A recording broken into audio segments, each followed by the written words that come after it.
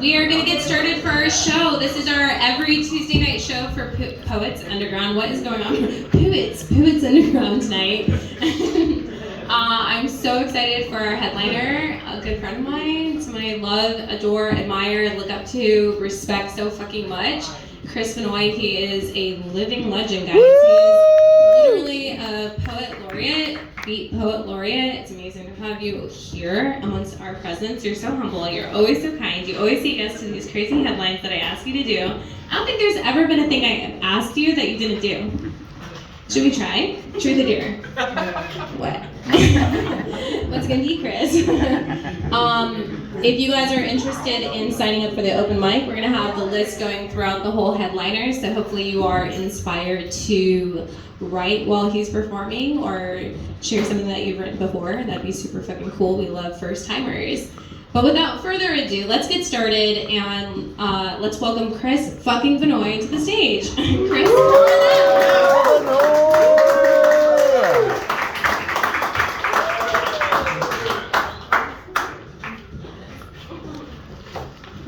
I brought a few poems to read tonight.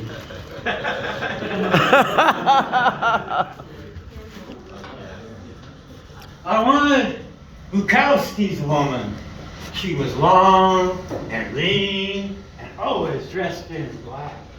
Her breath smelled of stale beer, of cinnamon, and of the cloves that she chewed on like candy. She opened my heart with a surgeon's skill, with words and smells and tears. With the tears she howled in the night in the darkened alleyway behind the hotel where she lived with him.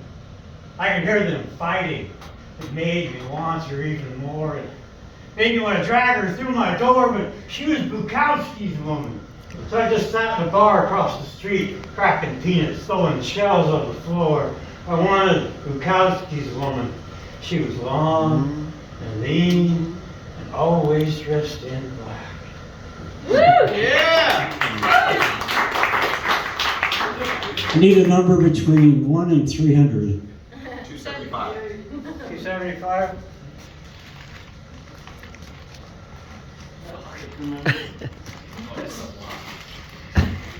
challenge the man again. 31, 39. What number? 275. 75. Oh, got that one in here. I don't think I printed it all out though. It's on your Achilles heel. How about the last one? Yeah, the last one. Let's hear that. The last one's really short there. Okay, the second to last one. There we go, I'll take two. Where do you set you up? Tug of war. With his hands reaching for me, the devil said, "Come here. I've something to show you." With that he pulled me near.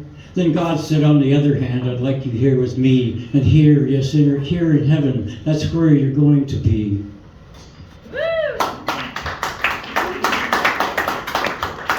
First one up.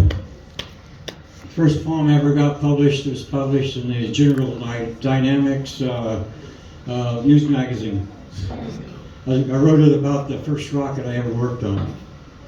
I watched it come together, rivets hammered with unrelenting determination, joining stainless steel stretched across long hours of sweat and sacrifice until it stood there, gleaming white in the Florida sun. Shaking, it climbed into the blue sky on a pillar of golden fire, shedding installation panels and nose fairings that fluttered like leaves to the lenses of my camera as it shrunk to a pinpoint star. Wow.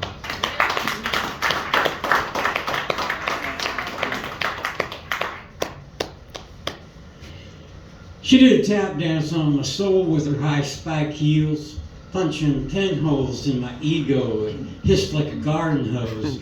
She did a tap dance on my soul just 'cause she caught me messing around a little bit with Sally Sue. But what was I to do? She caught me with my pants down. She did a tap dance on my soul, yelling, screaming, hollering. Boy, was I a sad sight, singing cat songs in the backyard all night. She wouldn't even give me a blanket. She sure did a tap dance on my soul with her high spiked heels. The oven just cooked your cherry pie, Ma, but still the blackbirds won't sing you love songs. It's hot under my collar and it's crow-to-eat, but there'll be no rain to cool this muggy day. With the slam of that falling apart screen door, you slid it off to your new life, stocking mojos and trios for your gumbo pot, still spiced hot with my Tabasco tongue. Singing songs of gators, fresh skins for that new pair of soft shoes that I heard tapping on the porch before you left. This windy morning won't find me sipping no mint julep made by your cold hands. The barometer's dropping. There's a hurricane coming on fast. You better find some shelter before the storm catches up with you. Damn. Yeah.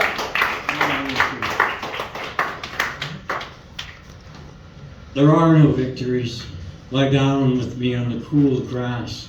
Let me stroke the ocean of your light skin as my lips sail from the beginning to the ending of you, and down into the harbor of your need. Like Icarus, we shall soar into desirous skies with the wind spinning us in its whispering dance. Our bodies fuse, two spots of white-hot lights pulsate in the night sky. But I cannot stay where this passion burns in me, minding the lessons that Icarus learned too late. I must fly before the morning's light, else our waxen bond will melt, reminding me that I am only here to touch you through the night that disappears as we disappear. No victories, only memories shall sleep, waiting in the moon's light.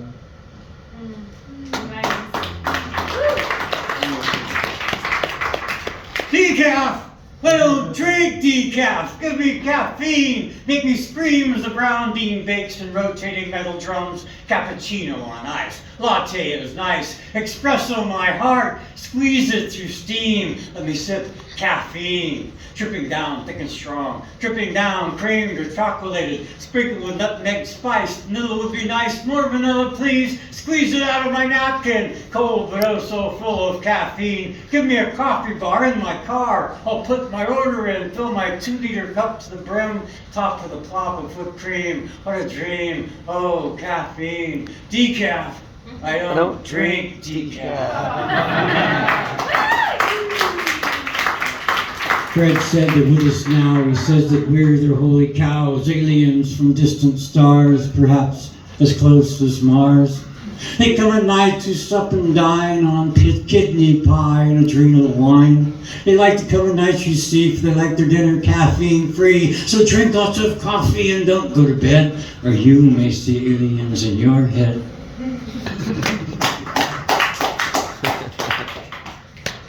Let me see. Anybody have any suggestions? 17. 17. Sorry. No, I changed it. It's not 17 anymore. 33. 17 is my homeless poem. I'll do that later. Steph, Let me see. Steph, throw out a number. 11. 11? Close enough. I would say 17. I know we were going to say 17. I covered it. Yeah, I already looked that one up and it wasn't 17. Oh, you trickster. Have you weighed out those pages? How much do those pages weigh then? A good 5 pounds. Wow. A cup once broke. I held a cup of sweet dreams that morning against the cold. The thoughts of her warm body like fire caressed my soul. But the warmth was quickly ended. The chill of loneliness began when the cup, which I had treasured, dropped helplessly from my hand. The cup it lay in pieces, broken upon the floor. My mind searched from the rubble for dreams that were no more. Forever so quickly ended, and never was meant to be. My love was vowed forever. Her love is gone from me. That was the first good poem I ever wrote. After 300 bad ones. This one's called Trapped. It's for an internet love affair. Who? You told me the straps around your ankles. You told me of the straps around your ankles. They bind you to a pole in the water and the tide is coming in. My lungs burn and still I dive down deep. tear at the bindings with my teeth, pull them with all my strength, only to cinch them tighter around you. You cry out in pain, I cannot free you. I will hold your head up when the water comes. It crashes over both of us, but I will not leave you to the sea. I will find a way to free you, or we will both drown here together.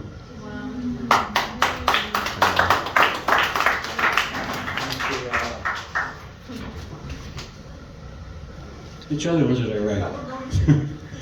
Anna, which one do you want me to read? Digitized eyes? Which one? I'll do digitized eyes. Digitized eyes. She had digitized eyes that were always flashing in alternating sequences of ones and zeros, making my heart flip. What a trip. Didn't have anything like her in the 60s. Copper-colored hair, just bare to the hips, lips painted with platinum jewelry colors, black leotard stretched all the way to the ground, belly button pierced with transistors hanging down on a gold chain. A schematic tattoo spilled over her naked breast. I must confess it was love's glance just singing in my eyes. Took a chance, asked for her phone number, said she was listed in the personals under electrifying, left me sighing in her neon glow, don't you know? She melted my plastic exposed wires. I dripped WD-40 tears for 560 nanoseconds, just trying to reboot the vacuum tube of my crashing reality. She said she didn't need me. My battery lacked her juice, and that was news to me. Dissipated, I said, wait here, I'll be back, and ran to find a radio show.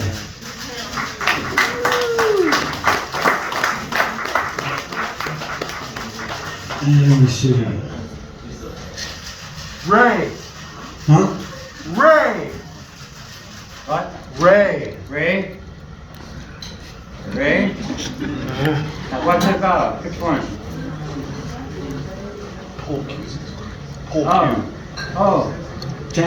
April Fool. Moved me to the wall with his pool cue raised, his eyes wide and glassy. Too many beers made you crazy, Ray. Started to remember about her again. Exit sanity. I felt the hammer of his anger kick back once. It strained on steel springs like a revolver on safety. I'm sorry about what I stood about her, Ray. I'm sorry she left pieces of you dangling like socks on the clothesline. But nobody should hurt anybody like she did you. Nobody should hurt anybody like that. Come on, Ray. Put that pool cue down. Woo!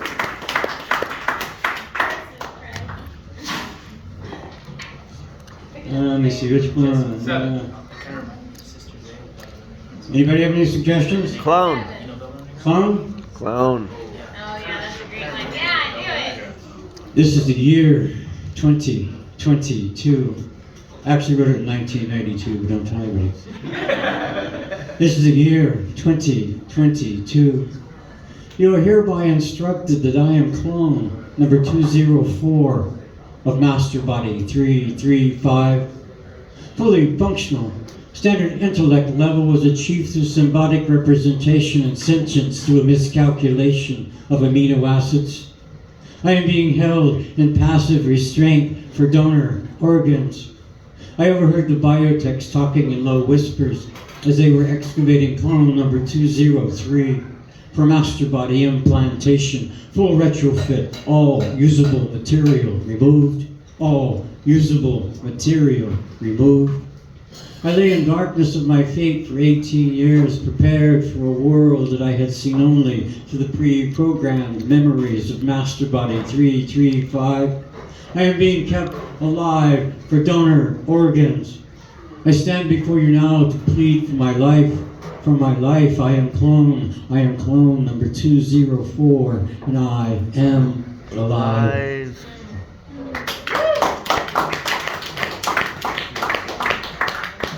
I shot out of San Diego like a cruise missile guided by red laser tail lights, fueled on caffeinated elixir with adrenaline at 3 a.m. after 4 hours sleep. Projected steel and glass projectile into a freeway that resembled strings of cubic zirconia and rhinestones. Sky revolved into daylight. Morning found me carving circles through Compton. Sun sparkled diamond lighting the parked car windows on trash lines, potholed streets. But the old red line station house still stands, saved by destruction by an African-American woman's hand. Spires, watchtowers rise proud, anchored concrete over incessant iron. Needle columns punch the fire into blue after rain sky. 7:30 a.m. after Watts 1965.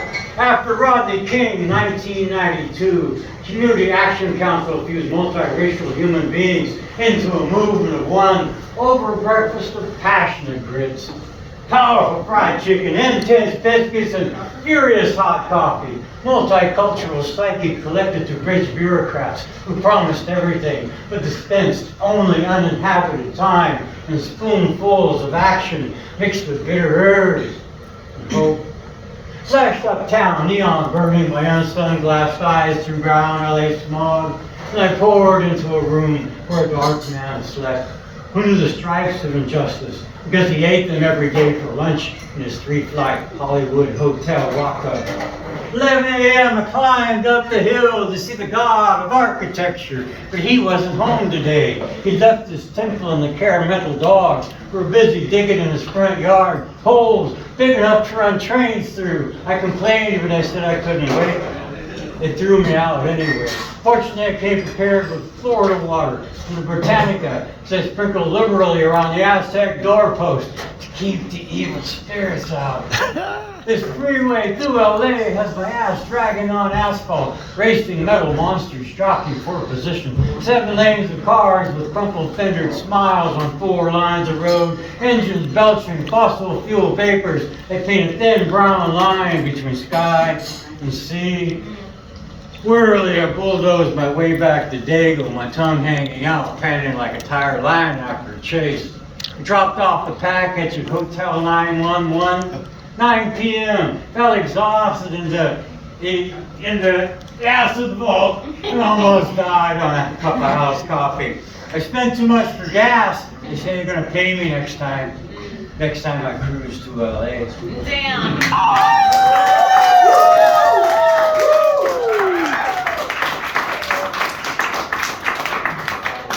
I was blessed by the beats in the holy temple of city lights, slammed by the word speakers in Seattle. The star bars sparkled in my eyes, blues in the tent of hissing spoken word. I was saved in San Diego by the poet's tree. Sangria Lizzie dazzled me with hot Spanish licks on my cool blue skin. She left my heart beating like a Minko dancer's shoes. Oracle Mark waits at the intersection of Park and Washington, and the angst of Market Street still on his Southern Comfort lips, hovering over me, smelling of a bad woman in a deep blues dress. Are you a poet, man? He kept saying. Are you a poet? Man, I feel deliverance moving in, the sprouting hairs from my chin. My hands stroked bongos, my hip feet got the beat. Down the sidewalks past Kerouac's alley. Here's I was Sally, drinking again, thinking about going to Mexico. Alan was howling in the fog that blanketed North Beach. Bukowski slumming in a hotel of lost souls, saying that poetry just saved his ass. Ferlinghetti lives in city lights, spends nights painting pictures by the window. Beep, beep, beep, my feet hit the street, now it's out there. Way out there, man, silver plane, give me wings. A bag full of word things, spilling from the shuttle that drove me home.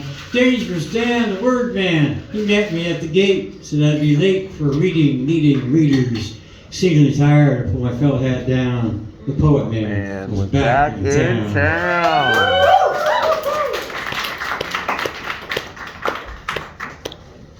But I don't know where I'm going. The road up ahead, it ain't plain. And behind me, there ain't nothing that will ever live again. Well, my eyes are full of moonbeams, but my heart is full of rain. There's something moving inside me that wants to live again. So I'll go a little farther down the road and around the bend until this feeling I've been searching for finds its way to me again.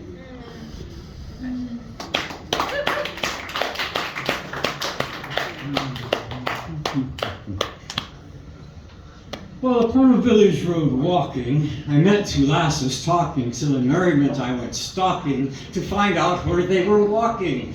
I followed them through briar and glen. I happened then to smile at them. They came running, I thought, into my arms to display unto me their womanly charms. They became very alarmed, and they set about to break my arms. Ladies, ladies, I cried in vain. What did I do for to cause me such pain? Upon my arms they put much strain. They bent until they looked like a weather vane. They left me lying there. My arms all twisted and only half my hair. My body devoid of clothes was bare. All the people just stood and stared. The moral of the story is sad but true. Don't ever let a woman bother you. For when you see a lady fair, flee for your life and body and hair.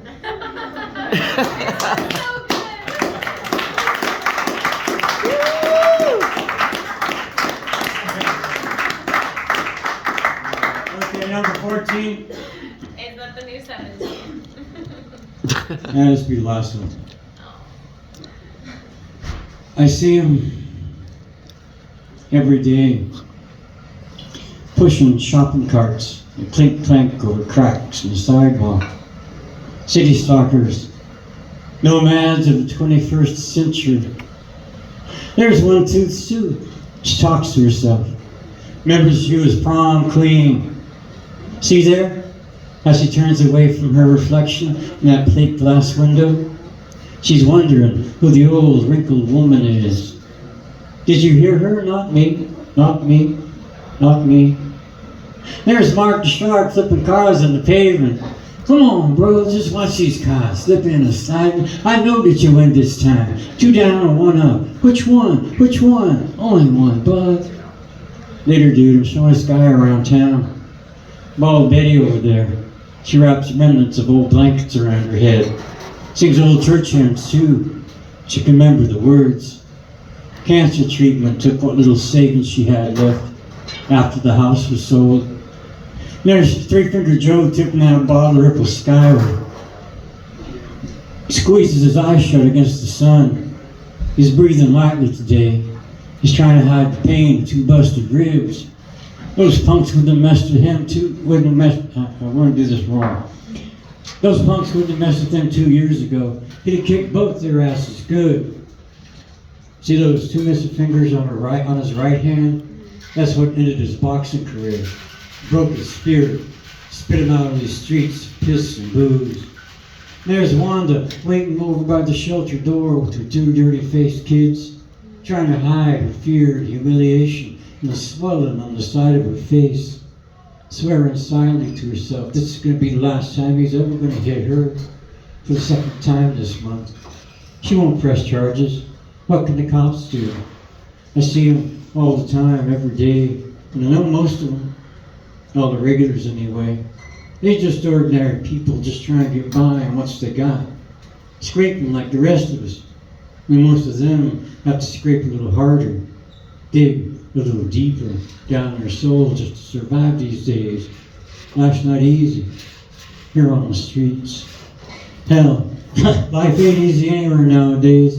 But with someone waiting in an alley around the corner where the street lamps don't shine, waiting just to bash your head in with a lead pipe, and for what? For what? These people ain't got nothing, man, but the clothes on their backs. Buddy says he can see their spirits go.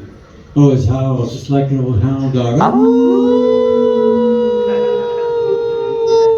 Heard him howl a while ago. Over that way means you've seen someone dead. You be sure when nobody howls or someone's done gone to meet his maker. Well, it's about time to get in line for admission. It's good food. Once you get past the preaching, you want to come?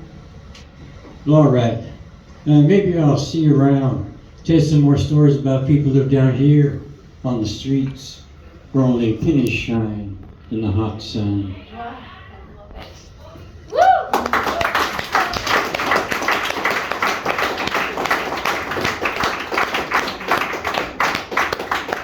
Pints to take me off to sleep and rest my weary head. A cup of tea and off to bed will keep this heart from dread.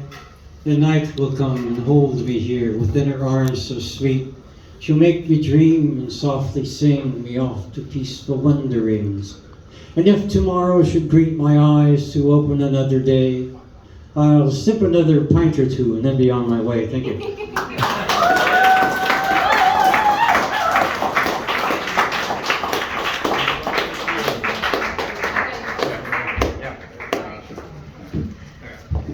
Wow, for Chris Benoit, give it up again. Woo!